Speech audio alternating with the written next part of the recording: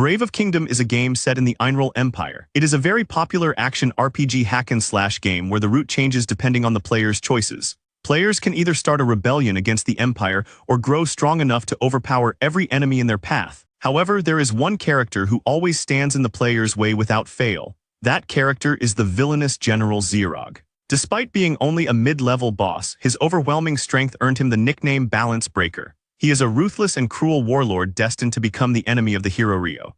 The game is especially loved by our protagonist, an overworked office worker who only finds joy while playing it. After another exhausting day at work, he boots up the game to relieve some stress, but immediately notices something strange. The character on screen is someone he should not be able to control, Xerog himself. Confused, he wonders if it is a bug, but before he can react, everything suddenly goes black as if he is falling into an endless void. The scene then shifts to a medieval castle where someone is calling Xerog's name. That person tells him to wake up, reminding him that tomorrow is the deadline. At first, Xerog replies that he wants to sleep more, but then he asks what deadline they are talking about. Without answering directly, the eye-patched woman who wakes him informs him that the military council is about to start, and she again requests that he get up, addressing him as Xerog-sama. Xerog peeks out from under the blanket and after a brief pause asks where he is. Looking at his surroundings, he finds the place oddly familiar.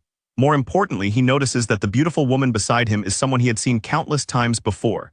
She looks exactly like the game character Selena Fenrir, the enemy army's female adjutant. As he looks more clearly, he is certain it is her from her facial features and revealing military uniform. Realizing what this could mean and refusing to accept it, he quickly gets up and holds the nearest mirror to his face. It is exactly what he feared. He has reincarnated as the villain of the game, the evil General Xerog. Realizing this, he looks at his body, which is completely different, and wonders what the hell is happening. Noticing his shocked reaction, Selena asks what is wrong, and he quickly composes himself, replying that it is nothing. Staying calm in unexpected situations is a survival skill he had learned as a corporate slave. More importantly, now that he looks clearly, Selena is indeed wearing a rather revealing outfit. As he stares at her while thinking this, Selena calls out his name. Snapping out of his daze, he notices her blushing and saying that if he keeps staring at her, even she will feel embarrassed. Realizing his mistake, he quickly looks away and profusely apologizes, saying it was very rude of him. As a corporate slave, he knows that staring at an employee's body like that counts as sexual harassment and is unacceptable. Moving on, judging by the situation, he is certain this is like the reincarnations he had seen in anime. He is surprised that something like this has actually happened, and although he is now fully aware of his reincarnation, he still has a hard time accepting it. Noticing his reaction, Selena comments that he does not look well and asks if he would like to rest. He replies affirmatively, knowing that if he appears before everyone in the state, his cover will be blown. He cannot afford that to happen, as it would cause chaos in this organization and delay its projects. Selena then uses communication magic to inform others that the War Council is cancelled since Xerog is not feeling well. Noticing this, Xerog wonders if she is using the telepathy magic that had been set up to coordinate during crises. From this alone, he realizes he needs to absorb this world's knowledge, but he also knows from his past as a corporate slave that one cannot survive long by breaking company rules. Xerog calls out to Selena and telling her that his memory is a bit fuzzy, asks where they are. Without questioning him, she explains that they are in the Einrol Empire's western frontier, the Fazralt region. The building they are currently in is a fortress that blocks invasions into the Empire. Due to its sturdiness, it is called the Fortress of Despair and serves as a shield for the Empire. Hearing this, he recalls that this fortress city, proud of its defenses and massive troop presence, is a stronghold in the game. However, it had been no less than hell for those stationed there. Any rebellion is instantly suppressed, and ringleaders are immediately executed, very similar to a black company. More importantly, the lord ruling this land is none other than Xerog himself. He then asks Selena what month it is, and she informs him it is May, though she also asks if he is truly okay. This information is crucial because the event where the hero Rio attacks and defeats Xerog occurs in November. That means he has 6 months left before being killed by the hero. As he thinks about how little time that is, his corporate slave mindset kicks in. He believes he must stay positive no matter how close the deadline is and eliminate panic to find a path to survival. Just then, a guard bursts into the room, reporting that an ash giant beast has appeared near the northern fortress. Selena is shocked and immediately asks about casualties, and the guard reports that several citizens are seriously injured. From what Xerog remembers, the ash giant beast is a common mid-sized monster that mainly appears in subjugation quests, though it is quite strong. Selena orders the guard to dispatch a squad, saying she will take command at the front, but Xerog stops her and says he will go himself. This shocks both the guard and Selena, who asked for confirmation, and Zirog replies firmly that he will handle it. He states that this is his duty as the Lord, so there should be no problem with him going. Selena nervously agrees but finds it strange, since Zirog usually orders others to handle such matters while he goes back to sleep. However, to the current Zirog, who once lived as a corporate slave, status and position do not matter. He believes those who can work should work without hesitation, otherwise they will not survive in a black company. Later, at the northern frontline of the fortress, the soldiers gather to face the monster, but the moment they see it, they realize they stand no chance against it. Zirog, who also arrives, agrees that it is enormous, and Selena points out that if it reaches the town, the damage will be catastrophic. Zirog knows he is the most qualified person for the task, yet he wonders if he can truly defeat this monster. The ash giant beast has thick armored skin, an iron-like skeleton, and the power to crush a human with a single step. For the Zirog in the game, it is not a particularly formidable enemy, but the key difference is that this is no longer a game. He is a former corporate slave holding a sword for the first time, let alone fighting a monster. As he is lost in thought, the ash giant roars and charges toward him. It immediately uses its special move, a stomping attack with its massive body. Zirog is still wondering how he is going to dodge when he realizes it is already too late. Right before the ash giant's foot comes crashing down, he wonders if this is how he is going to die. The stomp lands with a huge explosion and a cloud of dust, and Selena calls out to him in panic. However, the worry proves unnecessary. Zirog stands unharmed beneath the ash giant's massive foot. Even he is confused as he feels no pain. Although there is some impact, it feels no worse than a magazine falling from a rack on a commuter train. Though he feels nothing from the blow, the ash giant, on the other hand, seems to be in immense pain as it roars. Zirog questions this internally, wondering why it is acting hurt after stepping on someone without permission. More importantly, he realizes that although the ash giant looks terrifying, it is actually slow. Compared to someone like the balance breaker General Zirog, the ash giant is just a mob. With that thought, he raises his sword, points it toward the ash giant, and brings it down in a clean strike, easily cutting the monster in half. The creature falls, instantly defeated. The soldiers and Selena are left in shock, and Selena drops to the ground, unable to comprehend how it was slain in a single blow. Noticing that she has dropped her guard, Zirog warns her to be careful, saying it is still dangerous. However, it is already too late, and he quickly covers her with his body, blocking the ash giant's final attack. As he holds her in his arms, Selena is completely flustered. Zirog feels relieved that he made it in time, recalling that in the game an ash giant beast thrashes its tail wildly in its final moments. He asks Selena if she is okay, and she replies that she is, though she remains visibly shaken. Realizing how the situation might look, he awkwardly assures her that everything is fine. His nervousness comes from the mindset he had in his past life, where physical contact with a female employee during work could be considered harassment. Setting that aside, Selena cannot believe he risked his own body to protect her. Until recently, Zirog had treated people like disposable shields, but after today, she begins to think that was only a facade and that he truly cares about his subordinates. She takes his hand and declares that from now on she will follow him forever. Zirog is stunned by the declaration, and on top of that he finds Selena incredibly cute. Still, he reminds himself that romance with an employee is the ultimate taboo for a former corporate slave. To redirect the mood, he asks if she can return to the castle and prepare a hot pot and some wine, specifically the 16 Burgundy. Though she doesn't fully understand the 16 Burgundy, she accepts the task, prompting Zirog to let out a relieved sigh. Later that night at the castle, chefs cook the ash giant's meat in large pots while citizens wait with bowls in hand. Grills are also set up, and as people line up for stew, one person mentions hearing that Zirog hunted the beast himself, which another finds unbelievable. A man who receives a full bowl of stew wonders how the ash giant's meat will taste, but the moment he takes a bite, he finds it so delicious that tears fill his eyes. It is not just him, other citizens also find the meat tender and rich in flavor. They finish quickly and ask for seconds. Zirog works at the grill and, having expected this reaction, tells them they can eat as much as they want. He remembers that in the game, defeating magical beasts drops raw meat that enhances a soldier's stats. It only worked on low-level soldiers, so it had been an optional feature. In this world, however, if he repeatedly strengthens the country's soldiers this way, he believes he can reduce the chances of his future death. Selena, who is also eating, praises Zirog and says he is impressive. She asks if he hunted the monster on purpose to feed its meat to the citizens and strengthen them. Zirog confirms and offers her some wine, which she gladly accepts. When she takes her first sip, she is surprised by how perfectly the wine pairs with the meat. The taste is so good that she feels as if she is melting. Zirog is not surprised at all. The game features a cooking system where combining certain dishes with specific wines, especially the 16 Burgundy, raises a character's maximum ability values, and he is now simply applying that knowledge in real life. Xerog then tells her it is nothing special, and that he just happens to know a bit about which wine pairs well with which meat. Selena thinks this level of knowledge about enjoying magical beast cuisine is like that of a master chef. She says this is to be expected from Xerog, and even comments that he must be the reincarnation of a war god. In his mind, Xerog thinks it is more like the reincarnation of a corporate slave. Setting that aside, he tells her the wine is quite valuable and asks her to keep this information confidential. Selena agrees, but with a shy feminine expression she asks if this means it is a secret shared only between the two of them. In response, he averts his gaze and says it is a company secret. For a moment, he thought it was truly over for him, but then he realizes that living as the villainous general in this Musu-style game is not an impossible task.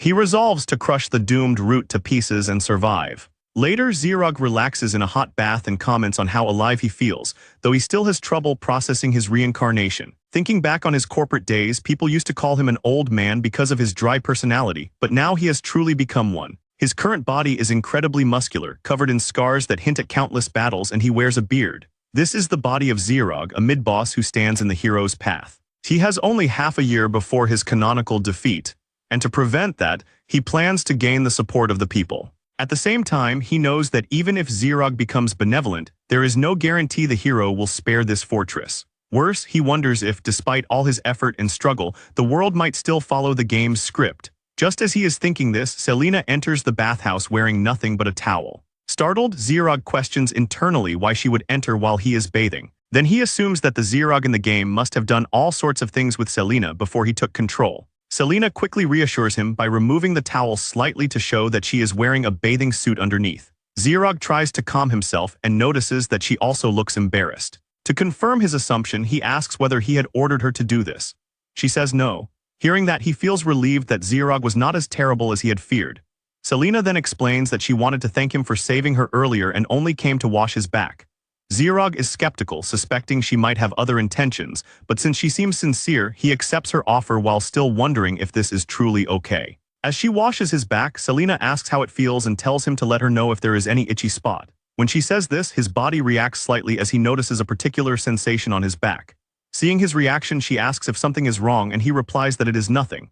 He has no idea what is going on, but the situation feels almost too good. Such treatment was unimaginable in his corporate slave days, and he wonders why she is being so kind to him. Meanwhile, Selena does not understand why, despite her blatant advances, Xerog remains calm and composed, not taking advantage of her at all. His behavior is completely different from the past, as back then he would have attacked her without hesitation. This makes her wonder what caused him to change so drastically and so suddenly. As she mutters that he has a broad and sturdy back, Xerog wonders what she just said.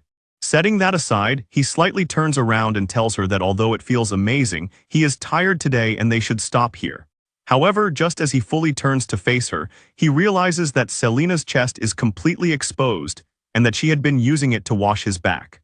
The sudden movement startles Selena and she becomes extremely embarrassed. She hurriedly apologizes and quickly runs out of the bathhouse. Xerog remains there, speechless, thinking he has just witnessed something really good. Later, although he still has trouble understanding what happened in the bathhouse, he decides to calm down for now and head to the toilet. While searching for it, he notices a certain room leaking a dark, ominous aura. The moment he senses it, he freezes in shock. He wants to believe it is impossible, yet the place radiates the exact same presence as the basement toilet in his former black company. That underground toilet had not even been acknowledged by the cleaning staff and had been abandoned for years. He had only used it when absolutely necessary, and the stench alone had nearly knocked him out. It is something he never wants to experience again, so he decides to deal with it immediately. However, he is certain that if he tries to clean it himself, he will end up sick. As he wonders what to do, he remembers something from this world that could help. In this world, there exists an ultimate cleaner, creatures that eat anything and everything, including waste, trash, and even corpses. With that in mind, he decides to look for them. A little later, he arrives at a nearby forest and uses magic to map the surrounding area. During his earlier fight with the Ash Giant, he had realized that if he concentrates his consciousness, he can activate abilities just like in the game. Similar to the map screen, he can now sense monster presence. Using that sense, he finally locates what he is looking for, slimes. Seeing them in real life, he finds them oddly cute. Since he needs to capture them without killing them, he recalls a method suitable for the weakest monsters. He widens his eyes and glares at the slimes, and they instantly freeze in place. It is an intimidation skill that immobilizes low-level monsters with nothing more than a glare. He casually picks one up, impressed by how convenient the skill is, and decides to gather more. Then he notices something strange. The monster markers on his mental map are no longer moving at all. He is shocked and wonders if this is also the effect of his intimidation skill and whether its range is really that wide.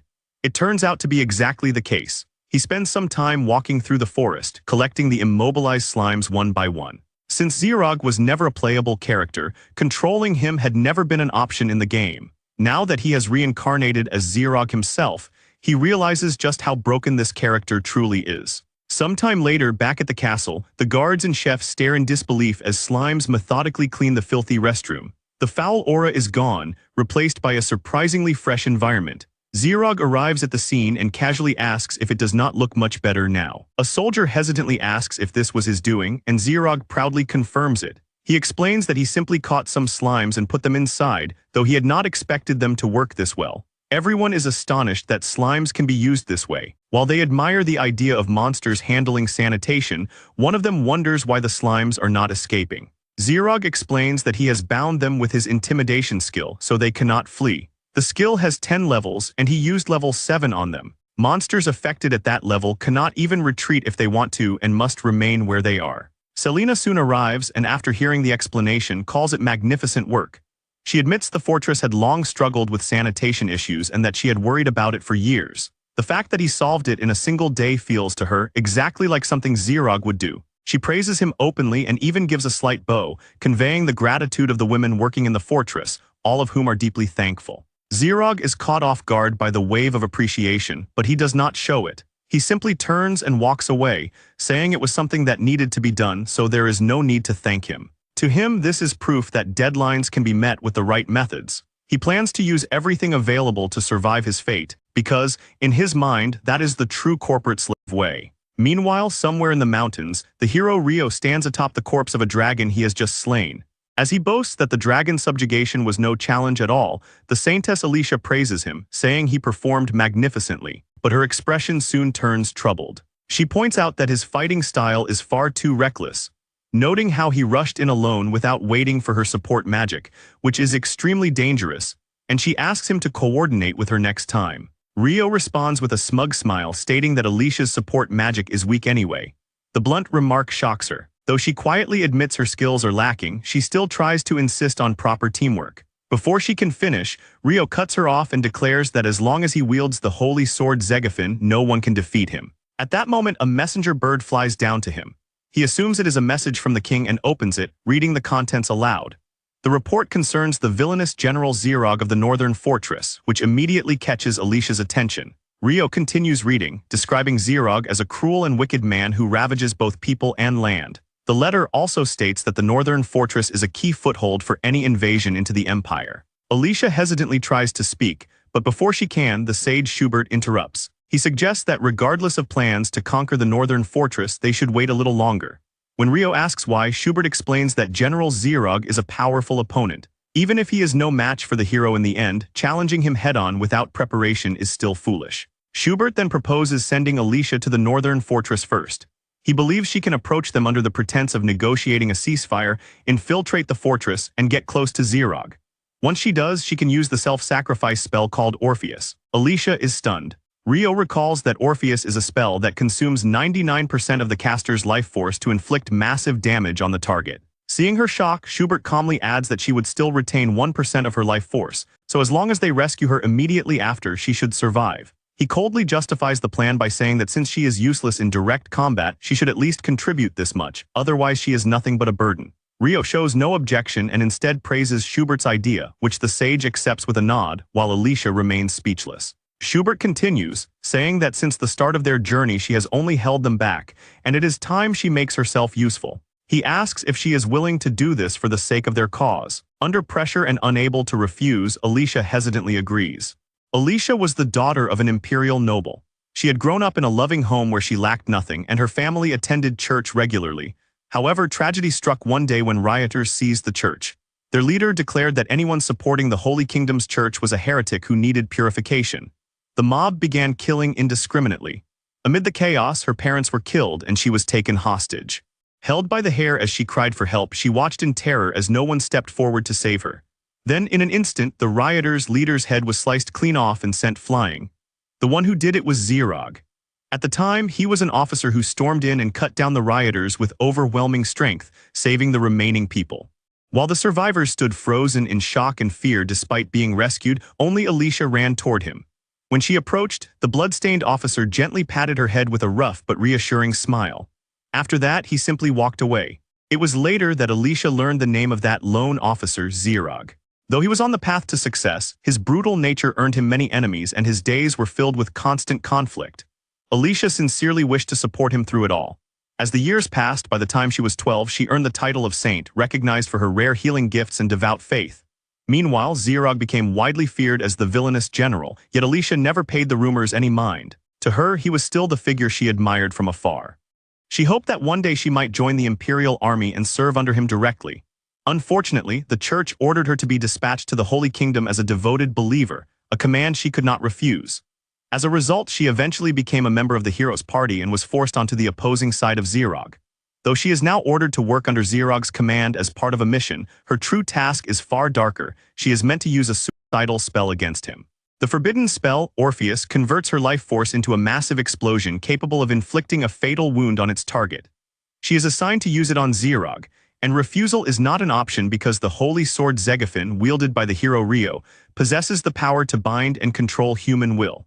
Any contract formed under the sword's authority is absolute and cannot be defied. Upon finally arriving before the northern fortress, Alicia believes this cruel twist of fate is a punishment bestowed upon her by the gods. Meanwhile, Isekai'd sits in his office reading through stacks of books, trying to gather information that might help him avoid a doomed future. Certain knowledge is essential in this world, and he believes understanding it could be the key to survival. He focuses on identifying where the boundaries lie between what follows the game's logic and what differs from it. According to the texts, peerless individuals like Isekai'd are born with great strength and are conscripted by the state from early childhood. However, some powerful individuals go unnoticed and end up as bandits instead, a detail he never encountered in the game. From this, he becomes certain that this world is not completely identical to the one he remembers. Selena enters the room to inform him that someone has come to see him, describing the visitor as a nun. Slightly confused, Isekai'd first asks whether the visitor is a healer. When Selena seems unfamiliar with the term, he explains that a healer is someone who uses healing magic.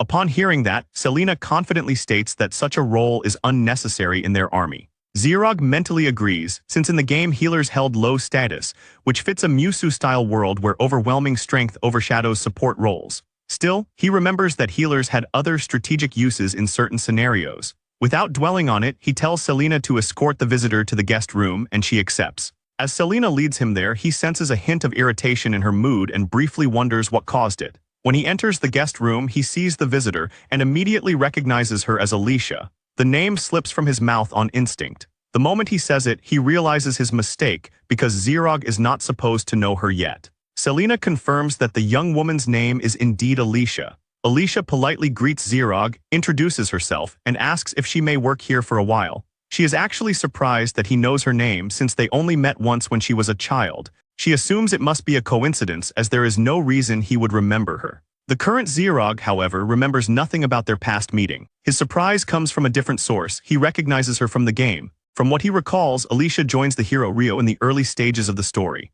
As the party grows stronger, she struggles to keep up and is labeled a useless healer. Remembering that, he can roughly guess why she has appeared here now. He assumes she was deemed unfit by the hero and must have been expelled from the party. This kind of scenario, where a dismissed ally joins the enemy, had been a common trope in games. However, he finds himself extremely fortunate as he knows the full extent of her true usefulness. Thus, he thanks her for coming, which surprises Alicia. He then tells her that he wants her to join his side and work hard. The proposal shocks her and she quickly bows, thanking him and saying she looks forward to working with him. Isekai'd is glad that such a valuable character has come to him by sheer luck, but he can tell that Selena is not entirely pleased. Remembering lessons from his corporate life, he decides to handle the situation carefully and calls Selena's name. He asks her to quickly sort out the employment conditions and prepare the contract, admitting that he is not good at paperwork. Selena's mood brightens instantly as she accepts the task with enthusiasm. In his previous life, he had learned that employees who do not get along are often better off assigned separate responsibilities. Once the arrangements are underway, Alicia inquires about the kind of work she will be doing. Zirog tells her to follow him and that she will understand soon enough. Following him, Alicia arrives at the soldiers' training ground, where many soldiers are sparring intensely. She is visibly surprised by the sight and wonders aloud what exactly is happening. Zirog explains that this is the soldiers' training ground, where they train rigorously using iron swords rather than wooden ones. After being pushed to their physical limits, they are fed generous portions of beast meat to recover their stamina, allowing them to spar again. This cycle is how the fortress's army strengthens itself. Alicia finds it incredible, admitting she had not expected such proper training after hearing rumors that Zirog treated soldiers like disposable pawns. Hearing this, Zirog is genuinely taken aback and asks if he is truly spoken of in such a manner. Realizing she may have overstepped, Alicia quickly apologizes, bowing for speaking out of turn and expressing her regret once more. Zirog tells her it is fine. After all, he is known as a villainous general and he understands what she meant. He then asks whether she believes training ordinary soldiers is pointless. After a brief hesitation, she quietly affirms. Zirog knows that perspective all too well. In hack-and-slash games, soldiers are mere fodder. Even 100 of them would be sent flying by a single strike from someone like him. From the books he has been reading, he has learned that the circulation of magic within the body determines strength. That is how levels are measured. By focusing on others, he can perceive their levels. Selena is level 30, Alicia is level 18, and he himself is level 37. He admits that he understands weaklings cannot easily become strong. Even so, he refuses to believe that such a rule is absolute. There must be exceptions. His statement clearly surprises Alicia. To him, the logic that the weak must always remain weak is merely a convenient facade. Training soldiers is not pointless, it is essential. Right now, strengthening the army is a task that must be done. Alicia is deeply surprised by Zirog's conviction that the weak can grow stronger, as it stands in complete contrast to hero Rio, who favors the strong and readily discards the weak. Moving on, Zirog tells Alicia that she will begin working immediately. When she asks what she must do, he explains that it is a task only she can perform as a healer, something he himself cannot do, which is to heal others. Without hesitation, Alicia walks toward the exhausted soldiers and stops one who is about to continue sparring. She tells him not to move any further, then gently casts healing magic upon him. A warm light envelops his body, and in an instant he stands upright again, his stamina fully restored and his fatigue gone. Not only that, he feels even lighter than before, as if his body has been refreshed from within. The surrounding soldiers stare in disbelief, some even whispering that it must be a miracle. Since there are natural limits to how much training can be done in a single day due to exhaustion, Zirog has planned for Alicia to restore the soldiers' stamina repeatedly, drastically increasing both the intensity and duration of their training, allowing their levels to rise far more efficiently. At the same time, by using her magic continuously, Alicia's own level will increase as well. In other words, it forms a perfect cycle.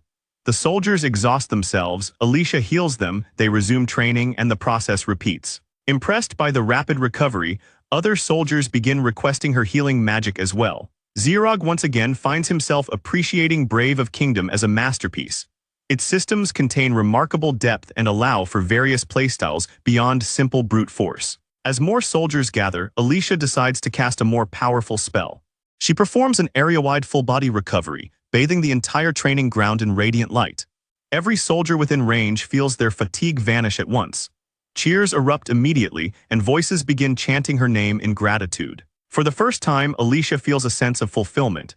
Rather than being dismissed or viewed as a burden, she is needed. Zirog notices the gentle expression on her face and is glad to see her genuinely happy. He understands all too well that when everyone else is busy and one person is left with nothing meaningful to do, sadness inevitably follows. In his past corporate life, he had observed that even employees who initially struggled could thrive when given tasks suited to their abilities, even if they had been reassigned under pressure. When a person is allowed to contribute properly, both the individual and the organization benefit. That, in his mind, is the way of the corporate slave: maximize efficiency while maintaining morale. Watching the soldiers resume their intensified training with renewed vigor and Alicia continue healing without hesitation, Zirog begins to wonder whether he should push his strategies even further and prepare for a future conquest on his own terms. Later, the soldiers' training ends for the day, and thanks to the healing magic, they have worked up a good sweat. Even though their bodies are sore, they feel great and are even looking forward to tomorrow's training.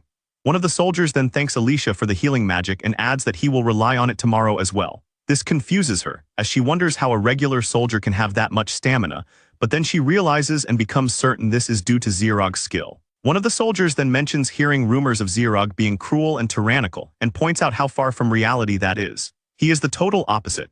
With a gentle personality, he is admired by his soldiers and invigorates the army with unique training methods. Above all, the soldiers find the most shocking thing to be that Zirog remembers each and every soldier, which proves that he truly cares.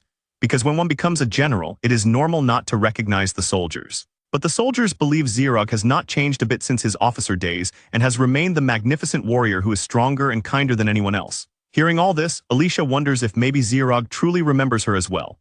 Just as she is thinking that, her eyes go blank and her body freezes. She then falls to the ground, which causes all the soldiers to ask her in worry what is wrong and if she is okay. She snaps out of it and calmly replies that she is fine and just a bit tired. Just as she says this, she hears a voice saying it is good and that she is blending in quite well. Though shocked at first, Alicia quickly realizes it is Hero Rio's voice. Informing her that he and Schubert have also made it close to the fortress, he tells her that she can self-destruct anytime. Though this does not come as a surprise to her, she now fully realizes that Rio no longer thinks of her even as a comrade. Rio then reminds her that she cannot betray him and asks if she understands what he means. After a brief pause, she replies in acceptance and recalls a similar situation from before. There had been a party member they were separated from for just a week, but in that short period, Rio had completely forgotten about her. This makes Alicia believe that perhaps she too will be forgotten soon. Just as she is thinking that, Zirog suddenly picks her up, startling her. He then asks if she is okay while she is too flustered to respond. After that brief pause, she quickly replies that she is fine and requests him not to worry about her. But Zirog says he cannot accept that and apologizes to her, as he will be taking her to the infirmary. He states that managing the health of subordinates is a part of the job, and though she does not want to, he requests that she endure it. As she meekly says she does not dislike that, she breaks into tears, wondering what kind of saintess she is to deceive such good people just because of a mission and betray their trust like this. She finds this laughable for someone called a messenger of God and believes that in the end she cannot do anything on her own, as she is just a mere weak human. Later, Selena, with a grumpy look, asks Zirog if he is not being too trusting toward Alicia. Taken aback, he asks if that is really the case and whether it is not normal, to which she replies that she does not know. Seeing her reaction, Zirog wonders if Selena saw him carrying Alicia. She then points out that, for someone whose background is unknown, letting her participate in the training is risky. But before she can finish her sentence, Zirog, with a smile, asks if she is just worried about him and thanks her for it. This makes her flustered, as she says it is only natural for her to worry. Moving on, Zirog had thought only Alicia and Selena's compatibility was poor, but now he realizes it is quite deep-rooted, so he cannot leave it like this, recalling that during his corporate slave days, 2 hires who did not get along were assigned to the same department. Because of this, when the atmosphere at the workplace became the worst, he had been really troubled. Thus, before it affects his work, Zirog decides to quickly take action. He then tells Selena to get ready, as he has an important job for her, to which she asks what job he is talking about. He replies, informing her that it is a hot pot party and that all the soldiers will be there to see them cook. Later, even though this is an order from Zirog, Selena wonders why she has to do this. Alicia points out that it is no use complaining and suggests they divide the work and get it done. Meanwhile, the soldiers watching them ask Zirog if those two are going to be okay, as the mood seems quite intense. However, this is the plan he had in mind, as a way to make those who do not get along cooperate through shared work. He once had to gather employees just for that and did a barbecue by the river. Alicia then points out that she has never cooked anything before, to which Selena says it will be fine. With that, Selena decides to cut the vegetables while Alicia decides to cut the meat and watch over the heat. She also prepares the hot pot and thanks Selena for the cooperation, to which she replies it is not all that bad and that she will help with the cooking for now. Watching them cooperate, the soldiers feel relieved until Alicia starts cutting the meat. Much to their frustration, she cuts the meat too roughly and carelessly. Then another soldier points out that Selena's knife skills are impressive in the way she keeps cutting the vegetables. However, when they look closely, they realize that just because she is fast does not mean she is any good, as the vegetables are scattering everywhere. Not only that, it looks like the vegetables are cut unevenly, which the soldiers find to be such a waste of fine ingredients. The soldiers call the 2 of them terrible cooks, as from what they have seen so far, there is no way the meat they are cooking is cooked through, and they have also added far too much seasoning. Since if this continues, their dinner will be ruined, the soldiers plead with Zirog to do something. Zirog believes the soldiers' anger is justified, but his own anger is even greater. In his dream of changing his job from the Black Company, he had gone as far as to get a professional chef's license. Now, as someone who understands cooking, seeing this terrible disaster leaves him no way to sit back and tolerate it. Thus, he snaps and enters the kitchen, telling them to stop as he will do it.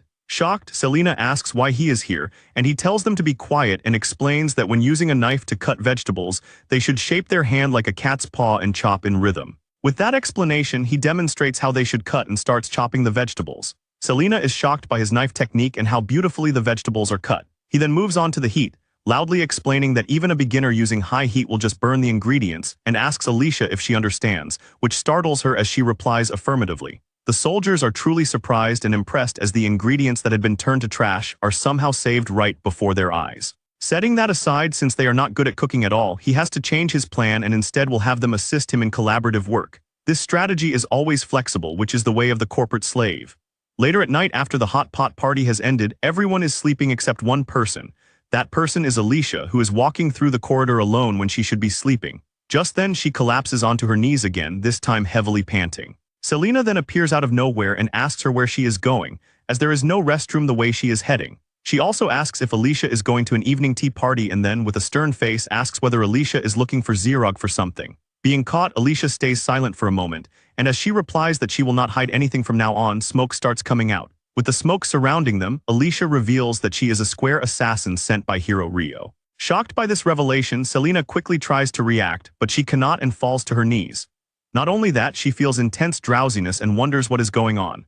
Alicia then reveals that she is not limited to just healing magic, as she is using a spell called Sleeping Forest.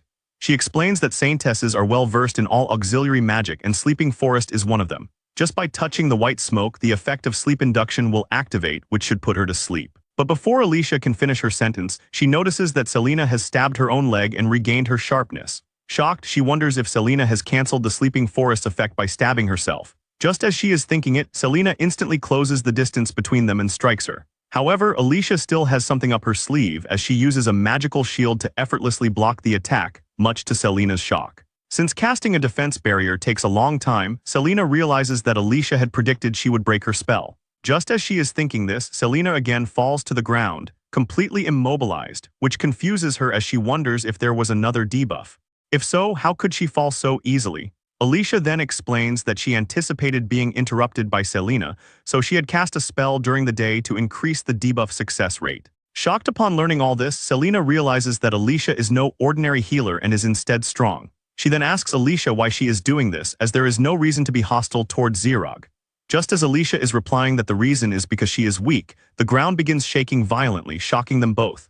But even more shocked than them are the guards, who are about to see the reason behind the earthquake. That reason turns out to be a giant dragon that has suddenly attacked the castle. The masterminds behind all this are Hero Rio and the sage Schubert as they watch the scene from afar. It turns out that the dragon was actually defeated by them first, and after binding it with the Holy Sword's contract, it was sent to attack the fortress. This was all Schubert's idea, and Rio admits this to be a good one. Schubert came up with this plan due to his lack of trust in Alicia's ability to pull the mission off. Ignoring the soldiers, the dragon starts attacking the fortress. Seeing it, Alicia is shocked, as this is the very same dragon that Rio had defeated. Although it is dead, if it is being controlled by the power of the Holy Sword, it means it has power equal to Rio. With that much power, Alicia believes the fortress forces will not be able to hold it back, and even Zerog would be unable to do anything. But more importantly, this sudden inclusion of the dragon in the mission makes Alicia realize they never believed in her from the start. Just then, Selena gets back up again, saying she will sit this one out as the highlights are just about to begin, confusing Alicia. The soldiers, terrified of being crushed by the dragon, quickly start retreating back to the castle. Then suddenly something at incredible speed shoots out from the castle to the dragon's stomach, causing it to crash down onto the ground. This shocks Alicia and all the nearby soldiers as they wonder what the hell just happened. It turns out the thing that was shot at the dragon is none other than Zerog himself, wearing his night clothes and holding a plush bear in his arm. He then snaps loudly, asking who the hell is stealing sleep from the corporate slave. A few moments earlier, Zerog had been in deep sleep, holding his plush bear and dreaming about eating.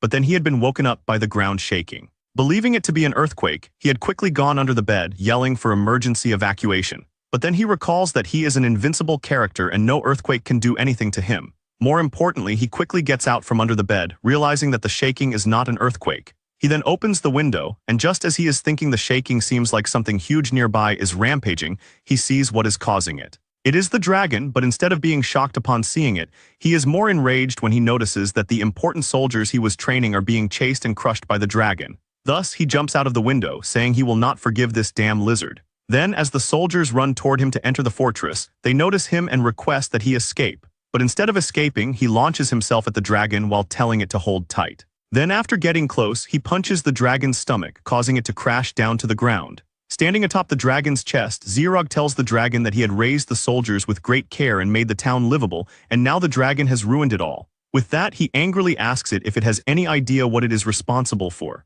Just as he says that, a magical sphere appears before the dragon's mouth as it opens it. Only now does Xerog realize it is a red dragon and recalls its special move. However, it is too late as the dragon breathes fire at him. This shocks everyone as Xerog is sent flying by the sudden fire attack. As he crashes onto the ground, the soldiers worriedly call out to him. However, the fire does not manage to do much damage to him, as he gets right back up and asks the dragon if it has just underestimated him. He even asks if the dragon is too lazy to think as it breathes fire at him again. However, he easily counters, ripping off his burned shirt and using it as a fan to disperse the flames. This causes a shockwave, which stuns the nearby knights as they see the flames blown out before they even hit the ground. Though the dragon does not have many facial features for expression, the way its jaw hangs makes Xerog ask if it cannot believe what just happened. Xerog does not blame the dragon for underestimating him, as to it he is just a level 37 weakling. In the game, levels and health are visible to enemies as well, due to which weaker characters tend to get targeted more easily. But as Xerog is right now, he possesses strength far beyond his current level. While training the soldiers, he was also gathering Fruit of Disorder, an item that permanently increases status. Hunting monsters that drop these is standard practice for completionist-style grinding, so he decides to do the same. But when he explains the situation to Selena, she comes up with an idea. That idea is to add hunting and collecting the fruit as a training method for the soldiers. Since it is a good idea, he adds it to the training, and the soldiers, for some reason, eagerly join as well. As a result, he ends up collecting the rare item to the point that he can eat them like snacks. Thanks to that, his stats increase dramatically, and although his stat display shows his level to be 37, his real strength is far beyond that. Realizing that strength, the dragon becomes so terrified that it starts running away. But before it can escape, Xerog grabs the dragon's tail and asks if it thinks he is going to let it go. In response, the dragon starts screaming while Xerog says that the thing he hates most in this world is when he builds something layer by layer only for some stranger to interrupt and completely mess everything up. He also mentions that he is from a farming household, so he has no hesitation in killing pests. Just as he is saying that, he notices the red dragon's body is shaking violently. This phenomenon is a precursor to a special attack that is unleashed when its stamina exceeds a certain level. From this, Xerog quickly realizes the dragon is using its berserk technique Last Breath. It is an ultra-powerful heat ray that a red dragon unleashes right before it dies. If someone gets hit by it, they will not get off lightly, but even more importantly, there is a residential area in the fortress. So there is no way he can dodge it or take it head-on, making this one of the situations where he is supposed to be finished. However, he then recalls that this technique has a very simple countermeasure: punch its head to change the direction. He does exactly that, causing the dragon to release the flame breath in a different direction. But in that very same direction is a cliff where Schubert and Rio are standing, both of whom get covered in the violent flames. Then, as the flame breath finishes releasing, there seems to be nothing left on the cliff, indicating that maybe Rio and Schubert have died. This could be the case, as it seems like the contract binding the dead dragon to Schubert and Rio is gone, causing the dragon's body to collapse without any further fighting. While Selena had expected Xerog's victory, Alicia and the soldiers are extremely shocked witnessing the whole fight and its conclusion. After a brief moment of silence, cheers burst out as the soldiers declare Xerog the winner. All the fear and panic vanish in an instant, as they are so impressed that Xerog defeated the dragon with his bare hands. Not only that, this makes their loyalty toward him even stronger. They then pick him up and perform a celebratory toss while he just recalls that from the forest where the dragon's breath was diverted, he feels like he heard a scream, but then dismisses it as his imagination. Later, after taking care of the aftermath of the dragon's attack, Xerog decides to take a shower before going back to sleep. He finds showering right after fighting a dragon and working hard feels incredibly refreshing.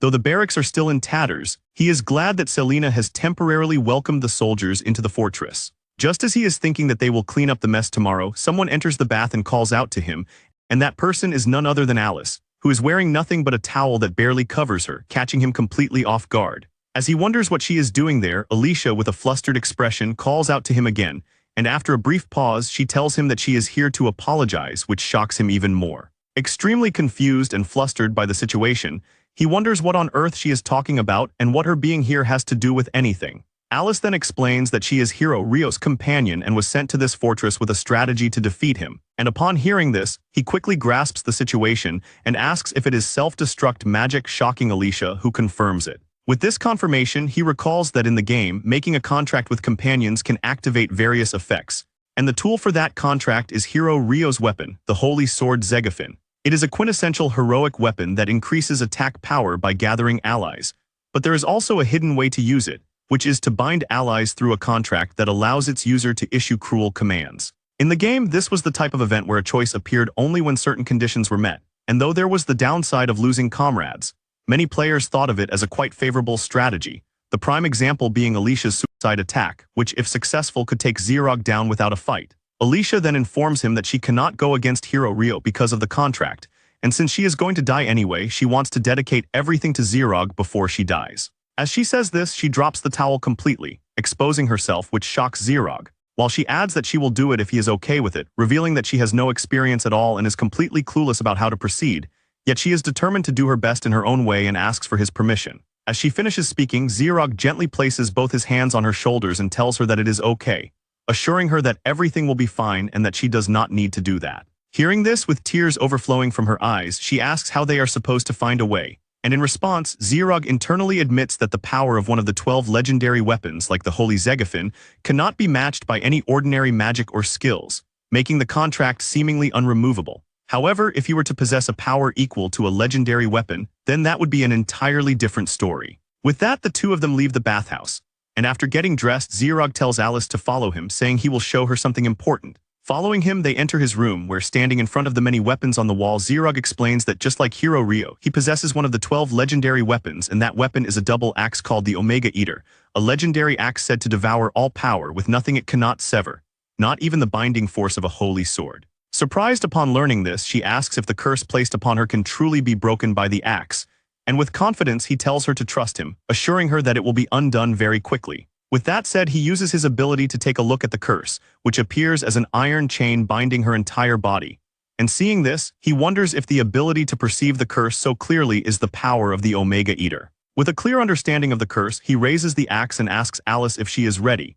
And though nervous, she replies that she is, adding that even if she is killed in the process, she would be content if it is by his hand. Xerog then takes a deep breath and, calling forth the spirits, he focuses his power on the axe before slashing at the chains, and it actually works as it cuts only through the chain, leaving her completely unharmed, though she does fall as the chain breaks. He then explains that he saw the chains break, so she should now be completely free of the contract, and Alice is utterly shocked upon hearing this, and after a brief moment of speechlessness, she looks over her body to confirm it. While she does that, Xerog sits on the bed, exhausted, realizing that consuming the Holy Sword's power places a great burden on him, and internally he asks the Omega-Eater if it is satisfied, noticing that it appears even shinier now. Suddenly, Alice jumps at him and hugs him with tearful eyes, realizing that the contract is truly gone, and she profusely thanks him, believing that Xerog is the true hero sent by the gods from the very beginning. Her sudden leap completely catches him off guard, making him wonder whether he cannot resist because he has used up all his strength or if she is simply too strong. And although the sensation is not unpleasant, she is holding onto his neck too tightly, making him wonder if this is how he is going to die. Just as he is thinking this, his eyes widen in shock as he notices Selena standing beside the bed, giving him a terrifying stare, and maintaining that stare, she coldly asks Alicia why she is slacking off, informing her that the injured are being brought in one after another while she, who is supposed to be a healer, is here doing nothing. Startled, Alicia profusely apologizes, while Selena questions how she can be so insolent when she serves the gods, and without wasting a second, she leaves the room. As Alicia lets go of Xerog's neck, he starts coughing, relieved that he is saved, but he quickly realizes that the worst is yet to come as he tries to explain to Selena what was going on, only for her to interrupt him, saying that it is fine because she understands, which shocks Xerog. She explains that even with her power, she could not stop Alicia, who was fully resolved in her mission, and yet Xerog managed to stop her with ease, adding that she finds it remarkable that he went so far as to manipulate her, which confuses him. However, before he can explain that he was not trying to manipulate her at all, Selena leaves the room, and after a brief moment of silence, he realizes that there seems to be some kind of misunderstanding. However, he decides not to dwell on it, thinking that perhaps this is simply what he should do. In the game, characters were bound by a predetermined fate, and even the main characters met their doom, and in order to avoid such outcomes, he had once investigated various possibilities to see if he could somehow save them, but it had been impossible. However, things are different now, as this is no longer just a game. Determined to save everyone from meeting such fates and to avoid losing valuable talent, He decides to build the strongest army and makes it his mission. And for now, he plans to devote himself to work and increase profits to strengthen the company, which will in turn help him protect his people. With that goal in mind, he resolves to work relentlessly, embracing the path of a corporate slave, and thus he declares that he will use all his power to destroy the path leading to ruin. Meanwhile, in the mountains, it turns out that hero Rio and the sage Schubert have actually survived, though they are severely injured. As they camp in the mountains, Rio, while eating some meat, asks Schubert if he can use healing magic, and Schubert explains that he prioritized learning attack magic, so he can only manage low-level healing at best. Rio admits that he never expected to be injured this badly, which Schubert agrees is unfortunate, but Rio finds it degrading that he, the hero, is forced to camp outside just to recover his stamina. Setting that aside, since the dragon caused quite a commotion, Rio believes that it must have given Alicia a chance to use self-destruction magic. And with that, he becomes certain that Zerog's defeat must have been a success, asking for Schubert's opinion. After a brief pause, Schubert informs him that he has just received a message, and thrilled to hear this, Rio asks why he did not say it sooner, assuming it could be a report of their success. However, judging from Schubert's troubled expression, that does not seem to be the case, yet Rio still snatches it from him to read. It turns out that the letter is from Alicia, who reports that thanks to Zerog, she has escaped his control and will never return again, making this a farewell letter.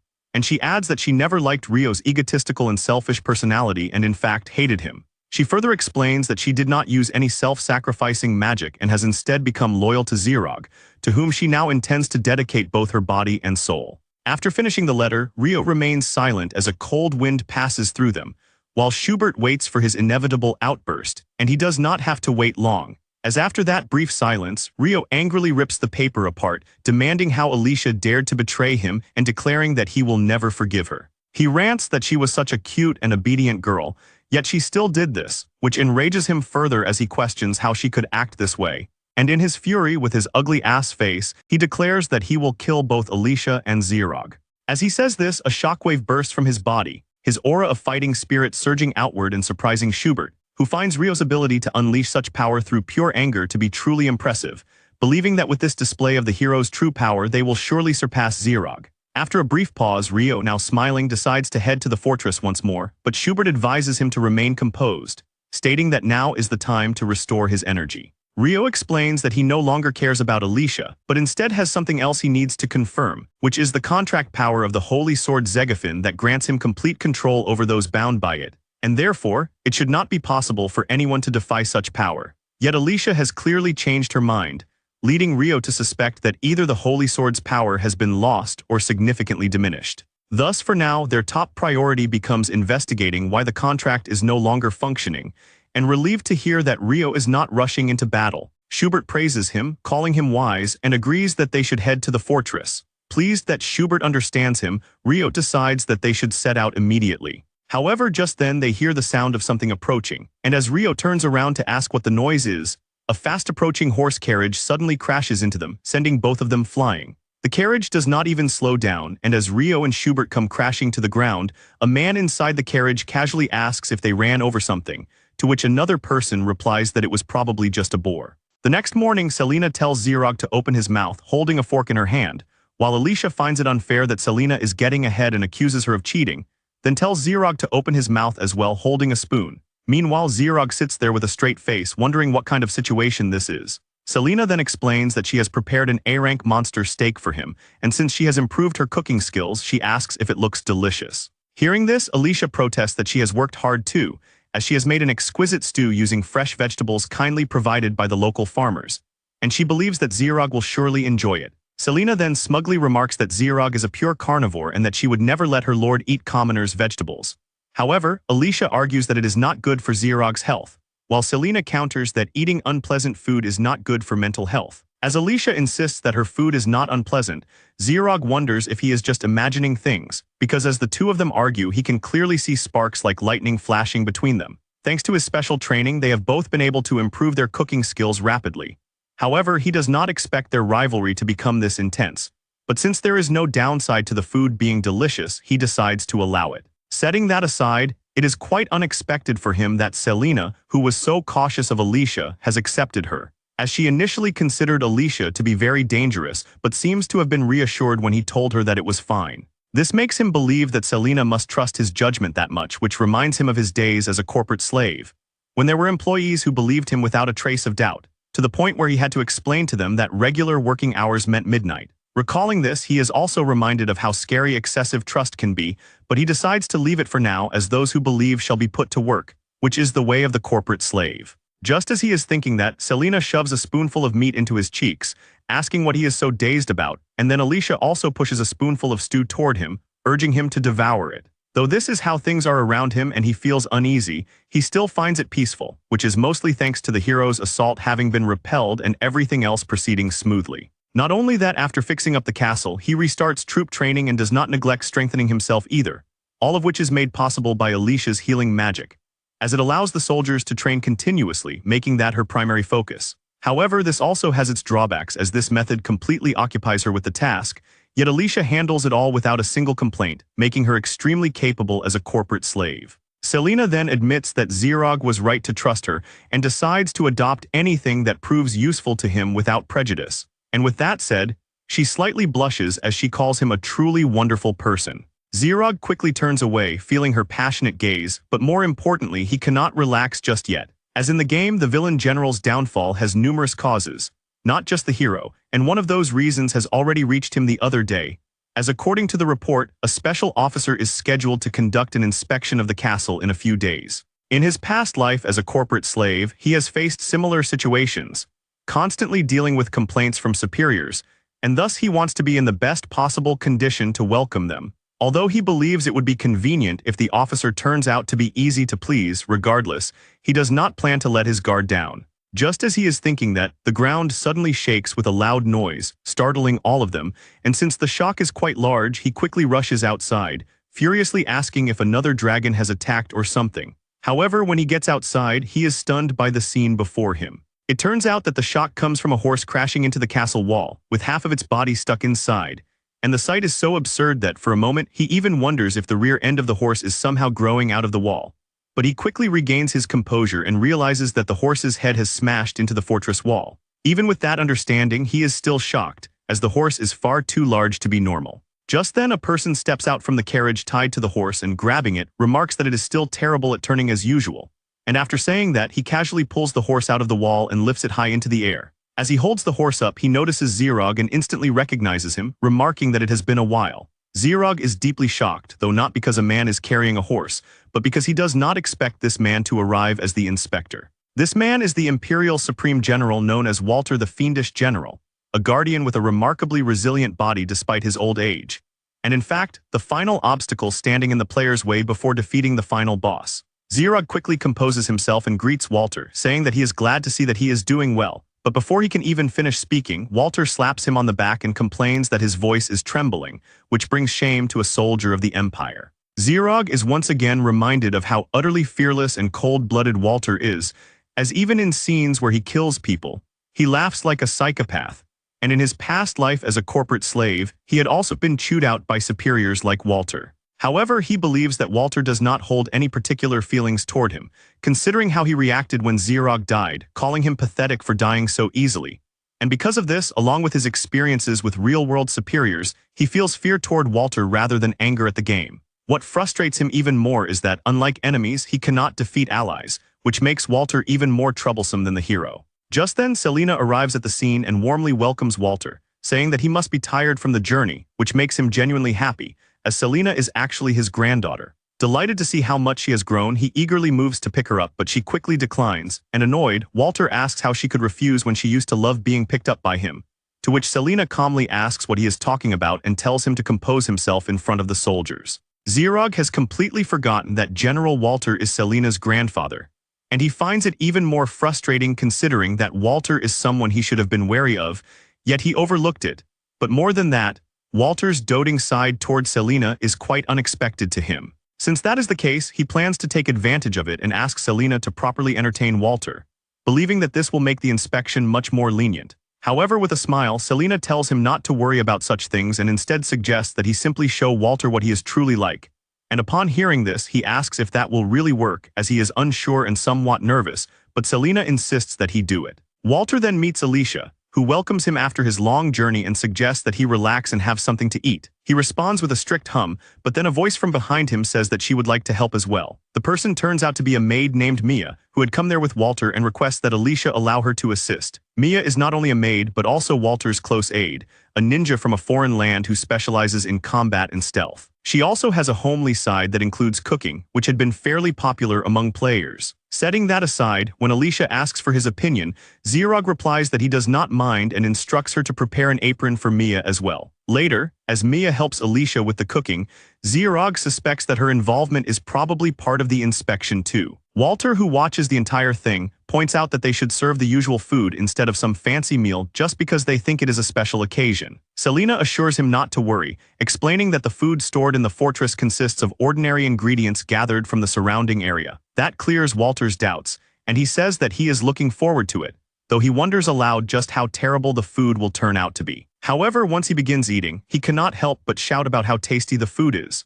While devouring the meal, he asks aloud what in the world this delicious meat is and praises how even the vegetables taste good. It is the kind of meal he never imagined he would get to eat on a battlefield like this. Because of that, he once again asks whether this was really made from regular rations and also calls out to Mia. She replies that although she helped with the cooking, she used nothing but ordinary ingredients. Walter still finds it difficult to believe, but since she has confirmed it, he has no choice but to admit it. With that, he happily calls out to Alicia and praises her cooking, to which she replies that his words are too generous. Watching the entire exchange unfold, Xerog is glad that all of the cooking training had really come in handy, especially for Alicia. While continuing her training, she had become deeply obsessed with culinary research, and it had become common to see her spending most of her time in the kitchen. This made her extremely popular among the soldiers, to the point that they called her the goddess of the kitchen hall, which is amusing considering that only a few days earlier she had been more like a god of destruction. Moving on, Selena then asks Walter what he thinks of the fortress cafeteria now. She adds that although the place had once been in terrible condition, thanks to Xerog's improvements, it has been reborn into a fortress where soldiers can live comfortably. Walter does not respond and continues eating, but after a brief pause, he mutters that it is not bad. Xerog, unable to hear him clearly, wonders what Walter just said and tells himself not to worry too much about it. After finishing the meal, Walter continues his inspection and comments that the staff must have paid a great deal of attention to cleaning, since even the floors look polished. Hearing this, Selena giggles and says that it is too soon for him to be this surprised because there are still more things left for him to see. Right after saying that, Selena brings Walter to the fortress toilets, and the sight instantly shocks him. The place is so spotless that the floors practically shine under the light, leaving Walter staring in disbelief as though he cannot trust his own eyes. He immediately points out that everyone knows toilets inside a fortress are supposed to be unbearably filthy places filled with horrible smells and stains that never truly disappear. Completely confused, he asks what the hell is going on there. Selena proudly explains that this is also one of Xerog's improvements. According to her, Xerog somehow managed to make the slimes clean the bathrooms, and they have been doing it non-stop ever since. Xerog had accomplished this by taking advantage of the slimes' natural habit of eating almost anything they come across. More importantly, although he originally captured them using his intimidation skill, the creatures seem to have grown genuinely attached to him to the point where the skill is no longer even necessary. Not only do they never attempt to escape from the fortress, but as they continue multiplying on their own, they also help maintain the cleanliness of the entire stronghold. Setting that aside, despite being visibly surprised by how much better the fortress has become, Walter once again mutters that it is no good. Xerog cannot properly hear what he says, but hearing that dissatisfied tone once more causes a bad feeling to slowly rise inside him. Later, Walter is brought to the soldiers' training grounds, where the troops train diligently under strict supervision. Xerog observes with satisfaction that their progress has been proceeding extremely smoothly. Not only have their bodies been forged into something entirely different from before, but their proficiency with weapons continues improving steadily with every passing day. Much of that success comes from Selena, who had personally taken charge of the soldiers' training. Although Xerog was the one who pushed forward with the reforms, when a subordinate takes initiative out of a sense of responsibility as vice commander, it naturally drives everyone else to push themselves to their absolute limits. To Xerog, it strongly reminds him of the mentality of a corporate slave from his previous life. Walter then comments that the soldiers' training is being conducted beautifully, and even notices that the spear techniques they are practicing had once been praised as the techniques of a war god. He asks Xerog whether he learned them from the Miyamoto text, and Xerog confirms that he did. In the game, the Miyamoto Book of Tactics is a skill-learning item available from levels 1 to 10. Xerog believes giving it to Selena had been an excellent decision, as it significantly strengthened the troops to the point where even the Ashen Beast could now be defeated by only a handful of soldiers. After showing him all these improvements, Selena confidently asks Walter what he thinks of the greatness of her fortress now. She even requests that he include a gold star in the audit documents, along with plenty of praise for Isekai'd. However, Walter immediately refuses, declaring that the fortress is far from deserving a gold star and instead deserves a failing grade, emphasizing a massive red F. Selena freezes in visible shock upon hearing those words, but Isekai'd remains calm because he had never expected things to proceed so smoothly in the first place. In his previous life as a corporate slave, even after preparing perfectly for inspections aimed at absolute perfection, he still received unreasonable complaints. Situations where absurd criticism became major obstacles to important projects had been commonplace in black companies. Even so, he still cannot help wondering why the same thing is happening there as well, despite him using all of his knowledge from the game to drastically improve the fortress's environment. Selena immediately protests, demanding to know what Walter means by this. She argues that thanks to Isekai'd's reforms, the fortress environment has become ideal for the soldiers, so there is no possible reason for them to fail the audit. However, Walter declares that this is precisely why they failed in the first place. According to him, the fortress has become far too comfortable. He points out that the meals are top-notch, the facilities are perfectly maintained, and even the soldiers' training has reached an impressive standard. Selena agrees with everything he says and asks what could possibly be wrong with that. Walter stares at her in disbelief and asks whether she still does not understand. He then explains that there are certain things that can never be cultivated unless people are forced to endure harsh conditions. In such lukewarm comfort, he believes true ambition cannot grow. To him, fortresses that operate under difficult circumstances are far superior because resentment toward commanders pushes subordinates to struggle harder and ultimately grow stronger. With growing irritation, he also points out that the reforms have caused expenses to become excessive, while simultaneously wasting the time and effort of commanders such as Selena herself. Because of that, he orders them to immediately cease these pointless reforms that strain the Empire's finances and restore the fortress to the way it originally was. As Isekai'd watches the entire exchange unfold, he quickly understands exactly what Walter is trying to say. To him, however, this is nothing more than the typical black company mentality, painfully similar to the philosophy of the company president from his previous life. That philosophy revolved around cutting expenses and labor costs to maximize profits by pushing employees into suffering. It was the worst kind of management strategy imaginable, and there is no way he can allow such unreasonable practices to continue.